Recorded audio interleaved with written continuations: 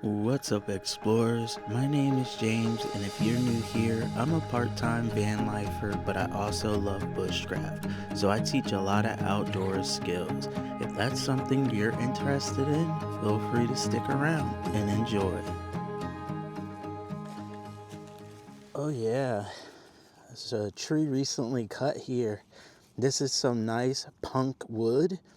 You can put this in a metal tin, put it in the fire, let it sit, and this is going to make some really nice char material. This char material, that'll enable you to catch a low temperature spark, especially from like a flint and steel or like a dead lighter. But this stuff, punk wood, is really good. It's like really spongy, and this is what you want to use. If you want to know more about punk wood, I do have a video on my TikTok making that char material with a tin, like a mint tin can that mints come in. So check that out, and I may have a short. If I do, I'll see if I can link it up at the top. I will say I didn't come out here to collect fat wood, but as I'm walking, I'm seeing a lot of good pine stumps and dead standing pine. And depending on when they fell, they could have fat wood in it. Now, if it fell during the winter, it was likely the tree's sleep and all of that good resin wasn't flowing. But in the warmer months, that resin flows through the tree. So when that tree falls in the warmer months, you'll get a lot of that resin buildup. And it's also a good idea, if you're a bushcraft survivalist, to get in that opportunistic mindset, because you never know when you'll see a good opportunity to collect fat wood again. So if I happen to see a really good opportunity to collect it, best believe your boy's gonna collect it. You can even see this dead standing has sap that was dried up coming out of it. So I'm pretty sure there's some fat wood in this tree, but I don't have the tools to knock it down or cut it.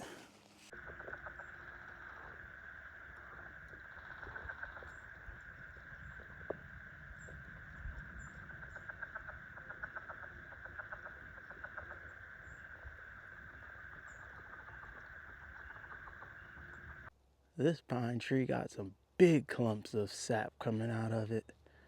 I wish I could reach it. It's a little too high up for me.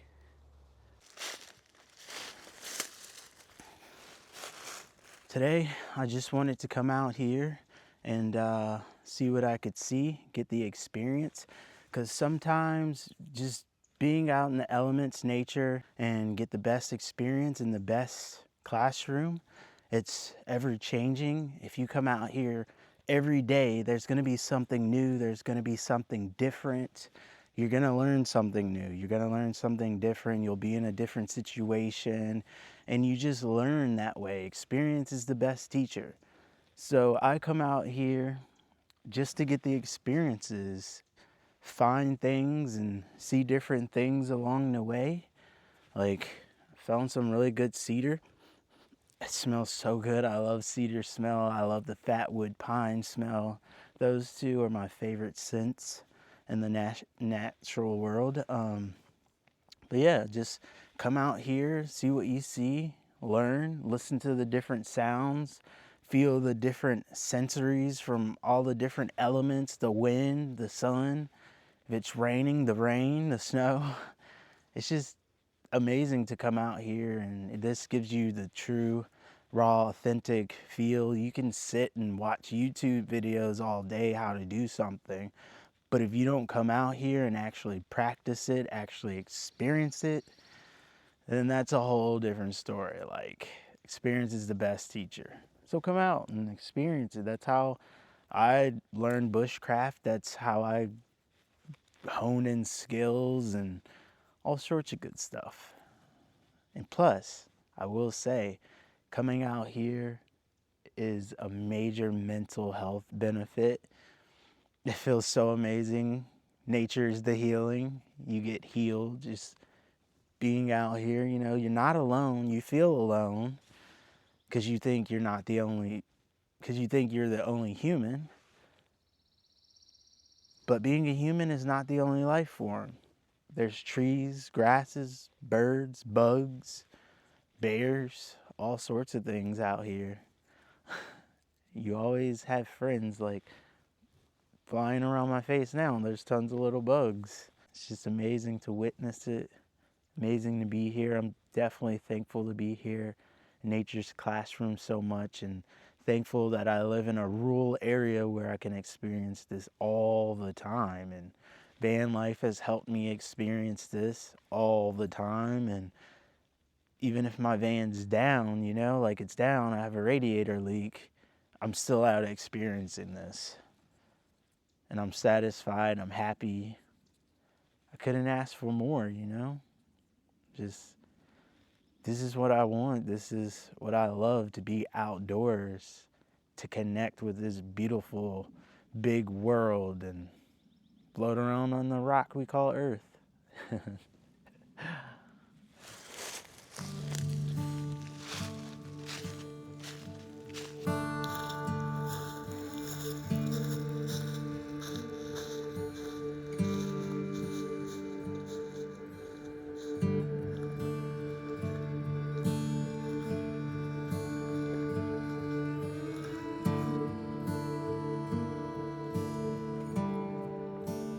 Now, let's go and get up out of here and see what else we can get into today.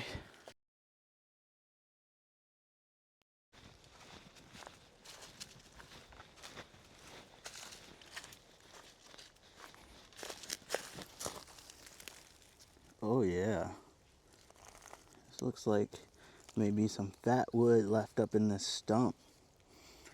Let's get it out. Today, I'm going to be using the Beavercraft Dusk BSH4, I believe. I was sent this knife to try out. It is an amazing knife, I have to say. But when you get it, oh, my lanyard fell off. When you get it, make sure you mineral oil this wooden handle. It just makes it look so much better, and it protects it. And this is a full tang knife, and it is great for batoning.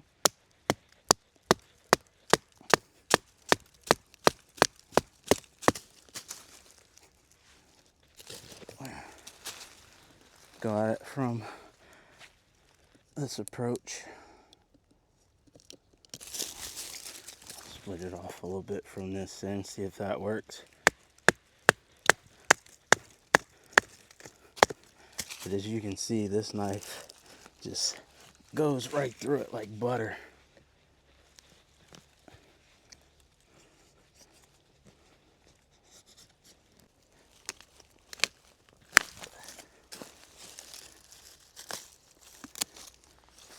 One good way to tell if it's fat wood, sniff it.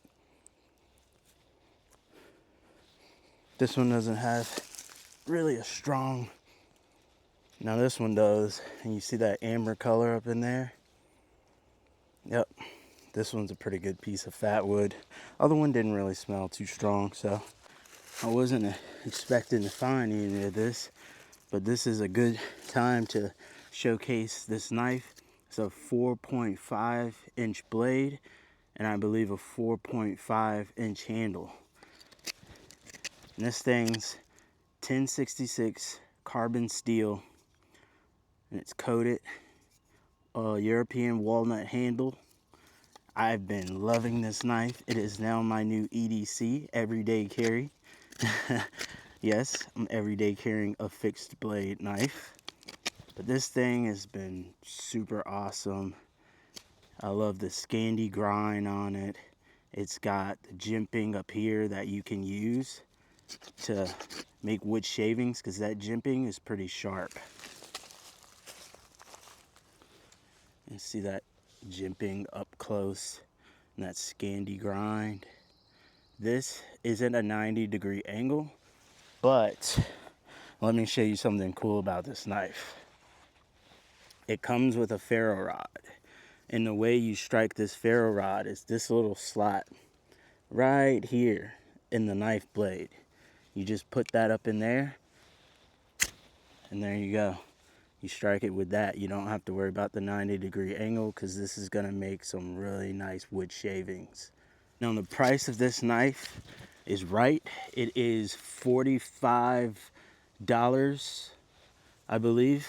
And hey, for a $45 knife, this thing is amazing. You can't beat that. I've been loving it. This is one of my favorite knives that I've ever owned. And I really mean that. Like, this has become my favorite knife that I own. And I go everywhere with this, especially when I think I'm going to be bushcrafting, because you never know when you can find fatwood just on the side of a trail. Pretty awesome knife. I would definitely highly recommend this, especially if you're getting into bushcraft or you're into bushcraft and you're looking for a knife. Definitely Beavercraft, Dusk, BSH4, I believe it is, or any of the other Beavercraft knives. They're made in Ukraine, and I love these knives. They're amazing. I've been looking at Beavercraft for a long time, and it just so happened that they sent me a knife, and I'm like, yes. So check them out, and be sure if you do purchase one of these, use the code down in the description, and that just cuts me a little bit of commission from all the purchases from this video. It also comes with this really nice leather case with the ferro rod holder on it. Slide that thing up in there like that and pop buttons together, and that knife ain't coming out. This case is really good quality. I like it a lot. I think it's cowhide leather. It has the dangler, which I have on now, or it has the belt loop where you can put it up closer and it'll fit snugger. Let's do a square notch. Go on here, we're gonna mark right here and right here, and then once you have your sections marked like that, you want to start cutting away.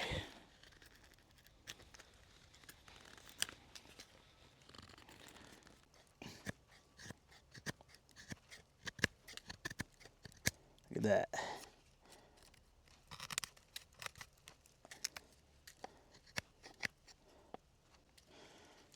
You don't want to go too, well, this dang knife's pretty good. But yeah, that was a square notch before I knocked the top off. As you can see, this knife's really, really good. Then we're gonna go. Yeah, yeah, yeah. Yeah. That is the Beavercraft Dusk Bushcraft knife. Oh, it is a nice day out. It's supposed to be around like 80 degrees today, which is a little too warm for me, but I can deal with it. I decided to come out and do a short little walk through the woods. It's my daily routine pretty much. It really helps with the good old mental health. You get out, you enjoy the natural world. There's really something magical about being outdoors that just calms you, you know? Slight breeze going, loving it. But we are gonna head on back to the car because I gotta get my hiking legs back. That e-bike, I will say, has spoiled me, and I've been riding that thing most of the winter, not doing any hiking. Now I'm paying for it. I'm trying to condition myself to get back into hiking on my feet, not on an e-bike. So I want to do some mountain summits coming up. It's gonna be epic, and I can't wait to bring y'all along with me. All right, y'all, back in the car. I'm gonna call it here. I am so tired after that hike. I really need to get back in shape. With my butt back on that trail. I can't believe I let myself get that bad off. But yeah, y'all, my van should be back. Well, I get the radiator for March 25th. That's what the tracking says, March 25th, which is a little ways away. I miss my van already, and I got a lot of places I need to go. And what can you do? Life's like that sometimes. So for y'all that didn't know, I know a lot of y'all probably this is the first time you're hearing it. It's the radiator in my van is leaking and all the fluid is leaking out. So I'm not gonna take it anywhere far. I don't want to be stranded. So I'm just gonna fix it. I'm gonna replace the radiator myself, or at least try to. We'll see. I've never done it, but it should be pretty straightforward. I want to thank each and every one of y'all for tuning in, watching this video. And as always, explorers, peace. I gotta do the half heart, bruh. And have a great day wherever you are.